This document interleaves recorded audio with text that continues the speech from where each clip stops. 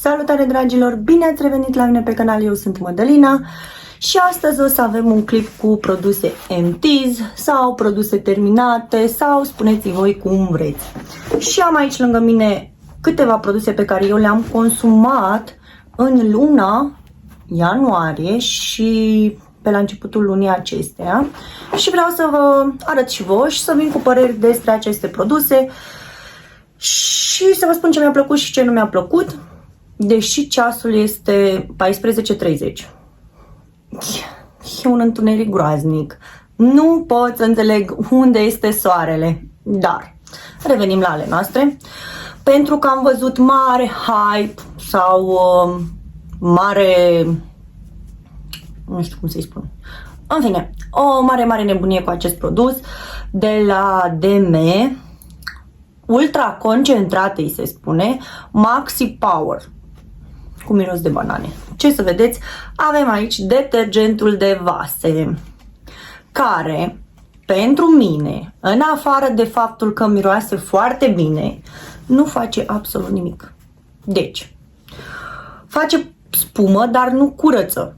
Nu este ceea ce, cum să-i spun, ceea ce eu îmi doresc de la un detergent de vase. Nu curăță. Deci nu curăță. Noi gătim în casă și gătim foarte des, adică nu vă gândiți că gătim o dată pe săptămână, dar acest produs nu face. Deci miroase super bine. Dacă vreți un produs pentru miros să-l cumpărați și doar atât, da, este perfect, dar pentru un produs care să curețe foarte bine nu îl recomand și nu a fost tocmai ieftin. Deci eu rămân la cel din Lidl, la detergentul de vase din Lidl, care îl iau eu la 1 litru, care este foarte bun. Dar acesta este și 18 lei. Da, miroase super bine. Ca și miros este perfect pentru cineva care are probleme cu mirosul și vrea un produs care să miroase, dar nu cred că vrea nimeni un produs doar care să miroase și să nu curețe foarte bine. Aici avem un balsam de la Lidl. Cred că l-ați mai văzut voi pe la mine. Îmi place cum miroase. Nu mai aduc aminte acum. Da, miroase a flori, foarte tare a flori. Miroase așa foarte dulceag, deși e ciudat, pentru că mie îmi plac mirosurile dulci, deși eu nu am intoleranță la dulce. Foarte ciudat, adică nu pot să mănânc nimic ce conține zahăr, nici măcar fructe, da, pur și simplu le vomit. Dar să revenim la oile noastre, zic eu așa. Acest produs îmi place, este un balsam foarte fain. Nu l-am mai găsit la Lidl-ul la care mergem noi, din acest motiv nu l-am mai cumpărat. Acum am un mare nebunie cu cel de la Lenor, care, cred că am un păr de pisică, mă scuzați, care miroase foarte bine. Este cel cu orhidee, nu știu exact, dar o să vedeți voi în videoul anterior sau viitor. Mai pe scurt, cred că acesta va fi postat în seara aceasta. Am aici un produs care îmi place foarte mult. După cum știți, ați văzut în videoul anterior, avem acest produs de la Tigerino, sau aici scrie Tigerino. Dacă îl pronunț greșit, I'm sorry. Refresh, miroase foarte bine, adică nu mai ai treabă cu mirosurile din litieră. Deci pentru mine a fost o mare descoperire, mai ales că am 5 pisici și acest lucru este deranjant dacă cureți litiera la pisică să miroase urât. Deci nu miroase deloc. Bine, în momentul când își fac ele treaba, clar că miroase, că acum, Doamne iartă-mă, n-o fi, captează mirosurile instantaneu. Dar dacă, nu știu, de exemplu, nu vrei să cureți litiera dimineața și o cureți seara, deci intri în baie, nu miroase nimic. Deci absolut nimic. Nimic, miros de urină, nimic. Deci un produs foarte bun pe care îl cumpăr tot timpul. Deși la început, după ce am cumpărat prima dată și după mi se părea, păi parcă nu mai miroase la fel. Dar de fapt eu aveam pretenția să miroase din prima. Deși, da. Am aici un produs care nu chiar mi-a plăcut, să zic așa. Este acesta din DM de la Gesa. Este un gel intim, sensitiv. Ia să vedem. Nu, o loțiune intimă senzitivă fără parfum, cu extract de aloe vera și acid lactic. Nu mi-a plăcut acest produs, sincer. Din ce mi-aduc aminte, cred că am curățat litieră la pisică cu el. Da. Nu știu, mie nu mi s-a potrivit, mai pe scurt, și nu cred că ar trebui să intru mai mult în discuție. Nu mi s-a părut un produs foarte wow și cu asta am spus tot. Da, până la urmă, la ce te aștept de la un gel intim? Am aici un produs foarte fain pentru rosturi. Știți că cred că v-am mai vorbit eu despre el, dacă nu mă înșel. Este de la Sevi. Dacă vrei să cureți foarte bine rosturile, să nu mai ai probleme cu ele, mă refer la ai ceva negreală sau ai pătat cu ceva, de exemplu noi pătasem cu ceva sos de roșii, nu știu ce. Nu, cu vin, stați că mi-am adus aminte. Da, mai greu cu memoria. Cu vin am pătat, mi-a pocnit o sticlă de vin în bucătărie și a curățat foarte bine și îl mai folosesc în baie pentru că am unul dintre pisoi care avea un tank de litieră care încăpea 5 pisici deodată, dar nu știu cum reușește, cum este prinsă capacul la litieră, că este din aia acoperită, el tot reușește să urineze printre capac și în binarea litierei. Și acolo în spatele litierei tot timpul am rostul umed. Dar acest produs este super beton. Curăță foarte bine. Dacă ai rostul colorat, e posibil să ți-l albească, să rămână un pic alb dacă nu cureți foarte bine. Dar în rest, un produs foarte bun. Nu știu dacă mai aduc eu aminte. Da. Este pentru rosturile dintre plăcile de faianță și gresie. Înlătură calcarul depus pe piscine, țevi, condensatoare, încălzitoare, instalații de răcire. Wow! Uite, acum am văzut că de fapt scrie și chestia asta. Și înlătură resturile de ciment, de pe betoane și de amestec de pete de tencuială. Ciudată descriere, amestec. Probabil pentru petele de tencuială care rămân pe, nu știu, beton, gresie, faianță sau cred că la asta se referă. Sau de pe tencuiala de pe pardoseală. Aici mai scrie. Ideal pentru curățarea petelor de acid clorhidric și rugină. Deci un produs foarte bun. Mie îmi place foarte mult. În general, produsele de la Sevi sunt foarte faine, doar că trebuie avut grijă cu animăluțele să nu fie prin zonă în momentul când curățați, pentru că pentru ele e destul de toxic și nu e recomandat.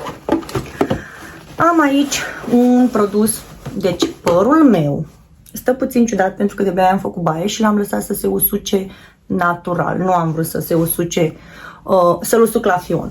Mai pe scurt, să nu mai folosesc căldură și din acest motiv stă puțin ciufulit, să-i spunem așa. Am aici un produs L'Oreal Elseve Total Repair 5. Acesta este.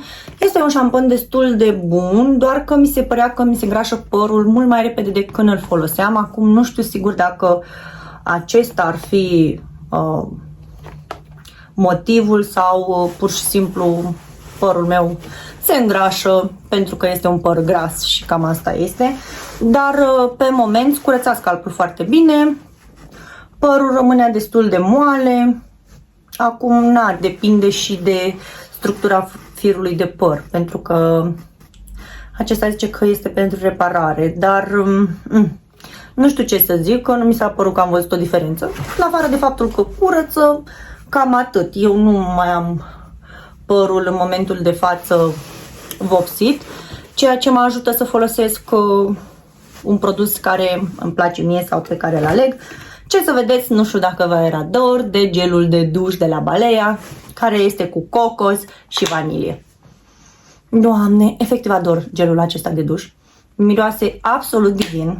Miroase a cocos, a vanilie, deși sunt momente când îl miros, simt mai mult cocosul și sunt momente când îl miros și simt mai mult vanilia. Ciudat, nu? E un produs foarte bun și a rămas la același preț în Demet, tot este la 5 lei, deci e un produs recomandat. Aici am o măscuță de față cu aloe vera de la It's Skin, cu extract de aloe vera, are efect calmant, hidratant și revigorant asupra pielii. Se aplică și se lasă să acționeze 15-20 de minute. Eu am lăsat 15 minute, dar sincer mi-a plăcut cum mi-a lăsat tenul. L-a lăsat așa foarte hidratat, să zicem, adică chiar mi-a plăcut. Aici mai am un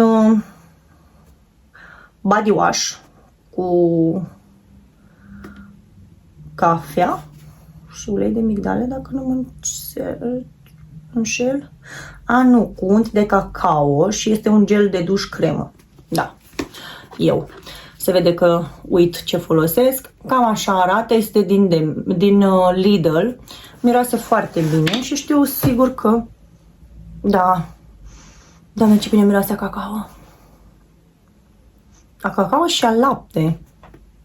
Cam așa este miros. Curăță destul de fain. Mie îmi plac produsele din Lidl și v-am mai spus despre ele. Nu lasă pielea uscată, nu este, după duș nu este așa, nu te ține și lucrul acesta îmi place foarte mult. Iar aici am o spumă de ras de la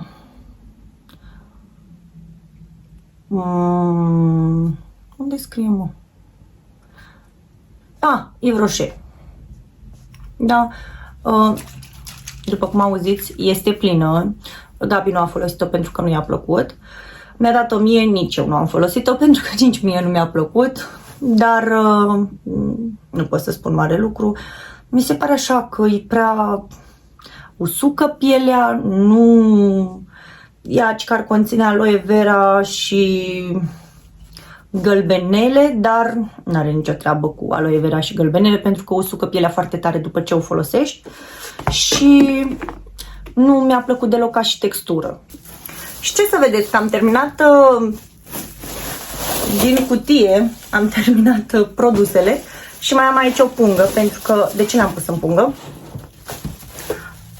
Unele mai curg și pătez tot pe aici și le-am pus în această pungă și o să vă arăt și vouă imediat după ce le scot. Da. Mai am încă un produs din acesta folosit, ca să vedeți cât de mult folosesc. Aici am Hygienol cu parfum de... Ce sunt astea? Ce sunt astea? Lăcrămioare. Lăcrămioare, nu mai știam cum se numesc.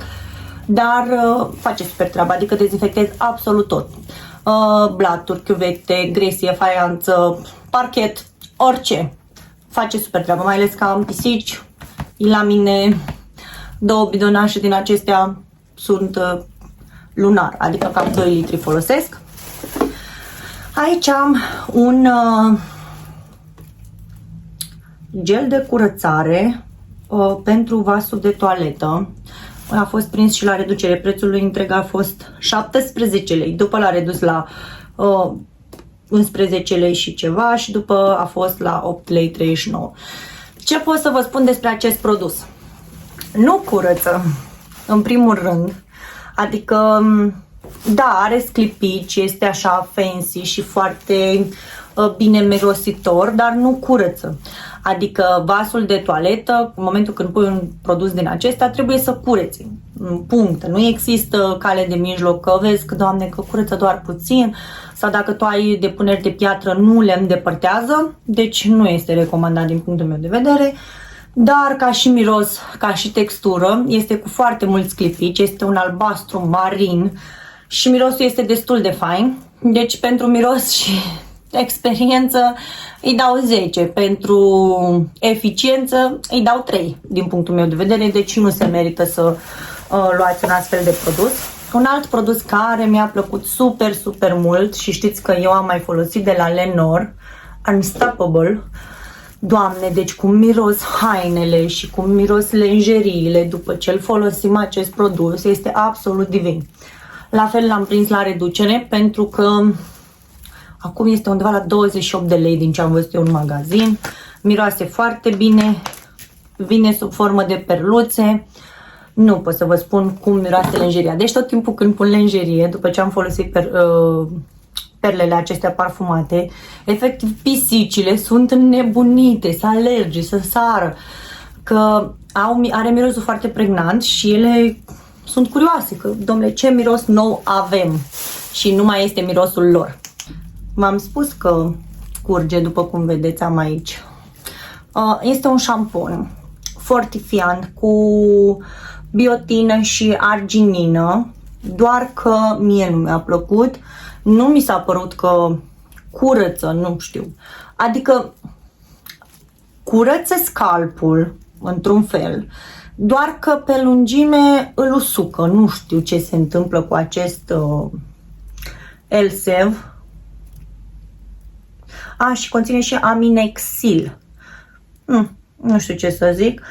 Pentru mai puțin păr în perie, păr fragil cu tendință de cădere.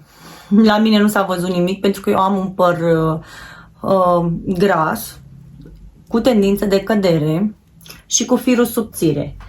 Iar cu treaba aceasta că mai puține fire în perie, nu am văzut nicio diferență. Dar în schimb îmi place foarte mult cel de la Garnier, pe care vi l-am arătat eu într-un daily vlog anterior, care mi-a plăcut foarte mult și îmi place, încă îl folosesc. Și în momentul de față, astăzi m-am spălat cu el. Îmi place foarte mult ca și cum curăță, ca și textură. Bine, este negru ca și textură, ca și culoare. Este foarte dens așa și foarte gros. Dar, în fine, un alt gel de duș de la Balea cu prune și nuci. Migdale. Cu migdale, nu nuci. De ce fiteam nuci? Acesta este. Miroase, fetelor, absolut divin. Doamne, deci mai am unul în baie, deci efectiv sunt obsedată de gelurile lor de duș.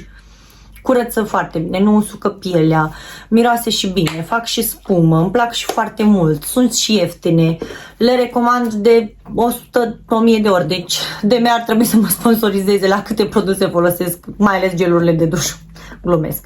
Ideea este că îmi plac foarte mult, sunt ieftine, sunt accesibile pentru toate buzunarele. Am aici un produs pe care vi l-am arătat eu într-un unboxing sau nu mai rețin, corectați-mă dacă voi știți mai bine. Este un scrub pentru față, dar din punctul meu de vedere acest produs nu este recomandat pentru față. De ce? Particulele sunt foarte mari, foarte grumjoase, îți irită tenul, deci nu este pentru față. Dacă îl folosești pentru corp, perfect. Eu l-am folosit pe mâini, pe picioare, perfect. Exfoliază foarte fain, dar pentru față este prea mult. Cam acesta este de la Oriflame și la cu ulei de alune. Dar ca idee nu mi-a plăcut și nu-l recomand pentru față și nu vă recomand să folosiți.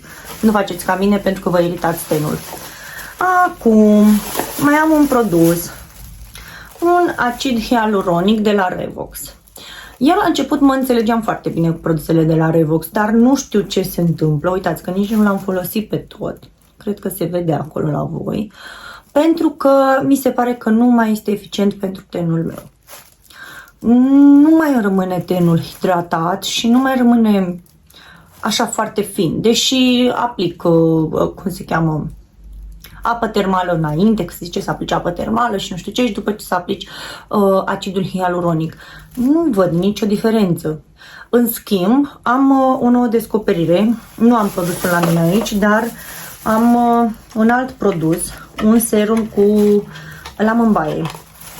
Aceasta este cutia cu colagen și retinol și îmi place foarte mult.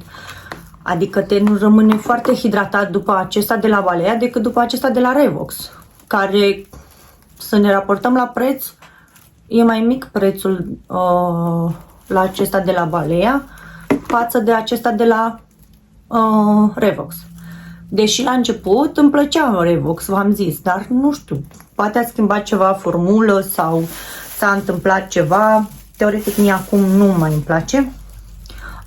Am aici o mini cremă Travel cu Q10 de la Balea, care mie îmi place foarte mult, hidratează foarte bine și intră un pic mai greu în piele, pentru că este destul de grasă. din punctul meu de vedere. Acesta nu este un lucru destul de fain pentru că intră mai greu în piele. Dacă vrei un produs care să intre repede în piele, nu e recomandat. Ce să vedeți? Un alt gel de duș, v-am zis. Doamne, și acesta miroase a Crăciun, efectiv, e cu portocale și vanilie. Doamne, divin miroase. Nu m-aș sătura. Da, miros foarte bine. Și păcat că sunt ediție limitată. Dacă le găsiți la voi în DM, vă recomand măcar să le mirosiți, sigur o să vă placă, pentru că miros absolut minunat. Ce mai avem aici? Ce mai aveți? Un Voltaren gel. Recomandat pentru durerile musculare de spate și de picioare. Da. De la o vârstă avem nevoie și de Voltaren gel, ce să vedeți. Un alt produs pe care l-am cumpărat și nu a făcut nicio treabă este acesta de la Hummer pentru nas. Este un spray cu... Nu știu dacă mai aduc eu aminte. Sincer, nu l-am mai folosit de mult timp și acum când am făcut curat în dulap l-am scos. Dar nu m-a ajutat. Este recomandat pentru persoanele cu sinuzită, dar la mine nu a funcționat. Din ce motiv? Nu știu. Mi irita foarte tare nasul, dar nu vedeam nicio schimbare de la faptul că îl foloseam în fiecare seară și dimineața tot la fel, înfundată mă trezeam, deci nu recomand. Iar aici am balsamul Total Repair, care mi-a plăcut foarte mult, de la Elsev. Mi-a plăcut cum mă lasă vârfurile și lungimea părului, este hidratată, parcă acționează la fel de bine ca și o mască, deși este un balsam. Da, ciudat că spun asta, dar cam așa se simte. Și mai am aici încă 3 produse care vreau să vi le arăt. Fac puțină de lege, chiar să las un pic sacoșa. Și aici am așa. Da. Nu dați banii pe prostii, luați bomboane la copii, ceva de genul acesta. Am fost eu cu acest serj de gene și de sprâncene. Nu știu să vă spun dacă a funcționat. La început mi se părea că văd o diferență. Pe parcurs nu mi s-a mai părut la fel. Adică la sprâncene nu am văzut nimic. La gene, da, este un serum de la Pharmacy cu Capixil. Cam așa este. Din punctul meu de vedere nu a făcut mare lucru. Prima dată, da, probabil e și treaba aia că e un produs nou și ești mult mai atentă la gene și la sprâncene, dar nu mi-am desit nicio sprânceană și nicio geană, dar cei drept poate arată un pic, nu știu dacă se vede, genele mai, nu știu, mai lungi, dar nici nu cred. Cred că e doar că îți dată cu rimel și cam atât. Doar că la sprâncene n-a făcut nicio diferență. Că este recomandat pentru gene și sprâncene, deci nu a făcut nicio diferență. Pe lângă faptul că am dat și foarte mulți bani pe el, pe lângă faptul că am folosit, după cum vedeți, până aici și arunc produsul pentru că îl țin degeaba, efectiv, adică ocupă spațiu degeaba. Iar aici am un Ice Gel Mask de la Planet Spa Avon. Efectiv, mi-a ieșit coșuri de la el. Am aplicat aici și mi-a ieșit coșuri, m-a iritat foarte tare și m-a mâncat ochii foarte tare. Deci, nu, este plin, după, nu știu dacă se aude, dar îl arunc pur și simplu. M-au mâncat ochii, m-au usturat aici în zona unde e sub ochi, unde ar fi cearcănele, deci nu recomand. Și o altă porcărie pe care am dat banii, deși am unul de la ei care îmi place, acesta nu-mi place. Simplu lucru, fapt care nu-mi place, este culoarea. Nu mă avantajează. Ia uitați. Pentru că nu poți să testezi acolo în magazin produsele. Stați să văd dacă reușesc să-l scot. Da, cam așa. Cam așa arată. Stați să văd dacă... Ia uitați. Ea este destul de pigmentată, dar cred că se potrivește nu știu, la un ten mai deschis sau... Bine, pe lângă faptul că produsul era sigilat și rupt în interior, ceea ce m-a deranjat foarte tare, pentru că nu a fost tocmai ieftin pentru Lidl. E un lip butter, dar m-a deranjat foarte tare pentru că era rupt, adică de la jumătate era rupt și vârful era zdrobit, dar el era sigilat. Deci, Lidl, nu. Deși am unul de la ei, care îmi place, este o nuanță de roz, cum este, cred că aceasta de pe buze, dar un roz mult mai, un pic mai țepător, dar aceasta peach așa, nu. Deci arată horror, zici că sunt bonlavă, efectiv, când îl folosesc. Am tenul meu alb și cu piciul acesta pe buze, lucru care mie nu-mi place este faptul că dau banii pe un produs, iar produsul este ori defect, ori deteriorat, ori alte lucruri de acest gen. Și mai vreau să includ aici încă un produs care este aproape terminat, care îmi place foarte mult. Deci cred că, Doamne, ador. Oricâte parfumuri aș avea aici, că cred că se vede, întind mâna tot după acesta. Este de la Oriflame, Amber Elixir, așa se numește, persistă foarte bine, miroase foarte bine. Doamne, l-ador efectiv. Și îmi place și mirosul și persistența, adică, de exemplu, plec dimineața, nu știu, dau un exemplu, la 7 la servici și vin pe la 4, jumătate, 5, 6 să spunem, și eu încă miros a parfum. Hainele încă miros, pielea încă miroase a parfum, când mă duc la duș, zic, Doamne, încă miroase parfumul ăsta, nu vine să cred. Da, nu este, dacă îl prindeți la reducere, nu este foarte costisitor și miroase destul de bine. După cum vedeți, Oriflame are și produse bune, dar și produse mai puțin bune. Cum este și cu Pharmacy. Au produse bune de make-up, dar nu au produse care să ți se potrivească efectiv din toate punctele de vedere. Pentru că așa suntem noi ca și oameni construiți. Nu poți să ai un produs și se potrivească la 15 persoane la fel. Deci eu nu cred că există un produs de make-up, skincare să li se potrivească la 100 de persoane la fel și toată lumea recomandă același produs. Nu, deci nu. Da, cam acestea sunt produsele pe care eu vi le-am arătat și dacă v-a plăcut ceva sau dacă aveți întrebări, lăsați-mi în comentarii. Dar eu sunt super încântată că reușesc să scap de aceste recipiente, pentru că stau de ceva timp acolo și Gabi tot mă întreba, mai filmez clipul ca să arunc și eu produsele astea? Foarte drăguț din partea lui că mă împinge să filmez. Că ce faci cu astea? Mai filmezi și tu ca să le aruncăm? Da, îi zic, astăzi filmez și le aruncăm. Da, vă mulțumesc de vizionare, eu sunt Mădălina, vă aștept în comentarii. Vă aștept în comentarii cu recomandări de șampon pentru părul gras. Dacă aveți ceva tipsuri sau recomandări, m-ar super ajuta, pentru că ce să vedeți păr gras? Dacă n-am încercat șampon și tratament și nu știu, Doamne iartă-mă, cred că așa este părul meu. Acum este umed, este uscat în proporție de